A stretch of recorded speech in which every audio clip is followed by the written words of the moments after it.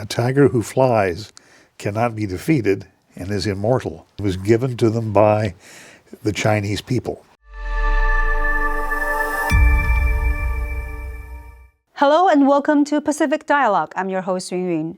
This year marks the 80th anniversaries of the victory in Europe and victory over Japan during the World War II, as well as the founding of the United Nations.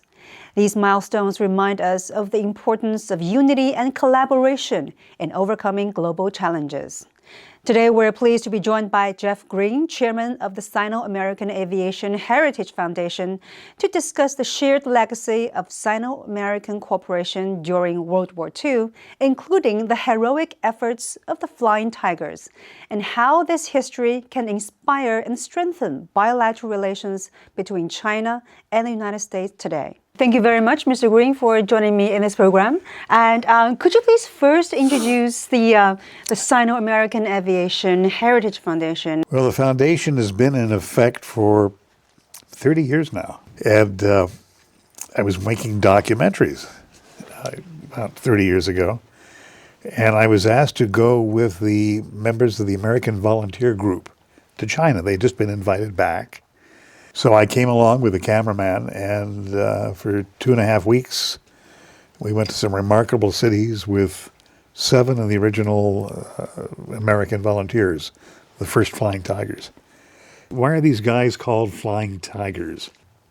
On the 20th of December 1941, a group of 10 Japanese bombers flew from Hanoi, where they were based, in French Indochina at that time, and they flew to Kunming, and they were bombing Kunming like twice a week. There was no one to fight back, no fighter planes, very few guns, and they were killing hundreds and hundreds of Kunming people every week. The pilots arrived on the 18th, and there had been a raid that morning. They were furious. And then they saw the Japanese had done that to the Chinese, and they were really mad. As 2 days later, on the 20th, the Japanese sent these 10 bombers, and General Chenault, who was the leader, of course, he was able to get 16 of the planes up into the air.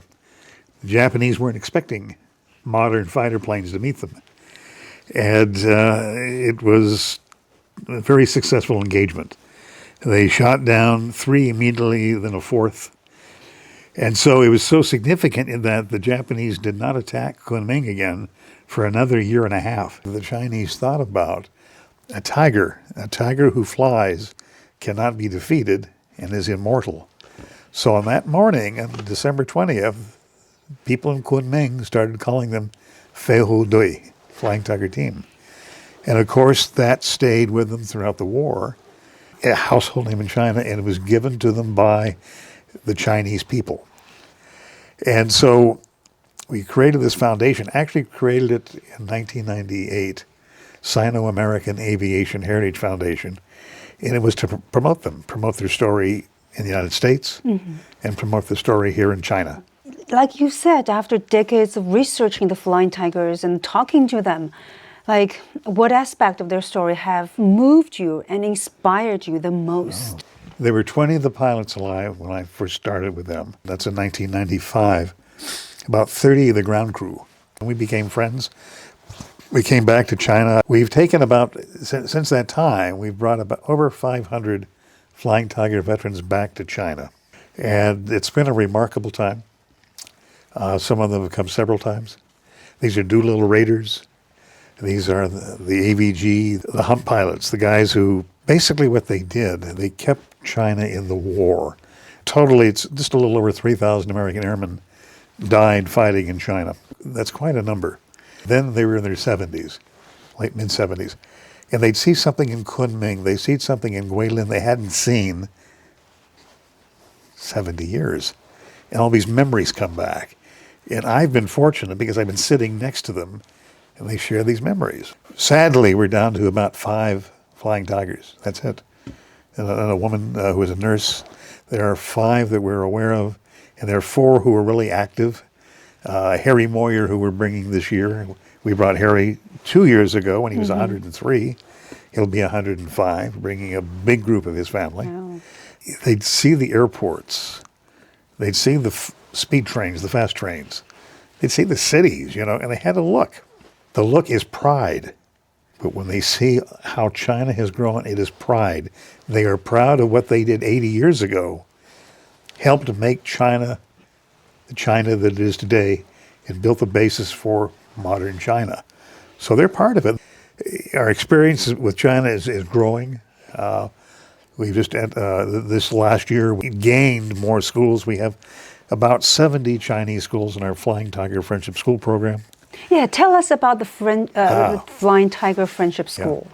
Yeah. This program started, we were running out of flying tigers. What do we do, you know? And the idea, well, what can we do with children? And Chinese children know about the flying tigers. It's important.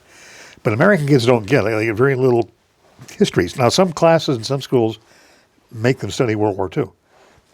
But that's not a big thing. You know, it's just the individual school. So what we've started is the Flying Tiger Friendship School and Youth Leadership Program. Mm-hmm. And what we've done, we've gone to the schools all over the country. Right now we're about 30 American schools, small schools, large schools, middle schools, high schools, and a few universities. We brought our first students last June. We went to Beijing, we went to Kunming, we went to Dengchong, and they saw the battlefield. They see China, they see the Chinese people, but they understand the history, and it shows them the connection we have with the Chinese and the Chinese have with us. And that's the significance of our program. And our program is supported very strongly by your president, Xi Jinping. Mm-hmm. He wrote me a very strong letter 2 years ago. Yeah. We focused on how important it is that we teach young people in both countries about the flying tigers. And he ends it by saying, so that we have flying tigers in the future. It's important that we let the American kids know that, and we let the Chinese kids know that. They're inheriting the future, and they're inheriting it from about the same angle. So what we want to do is show them there's actually something closer that brings them together.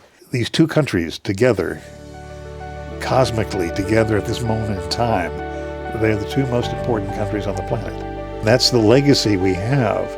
The shared American and Chinese legacy of the Flying Tigers gives us something to hold together and introduce and develop.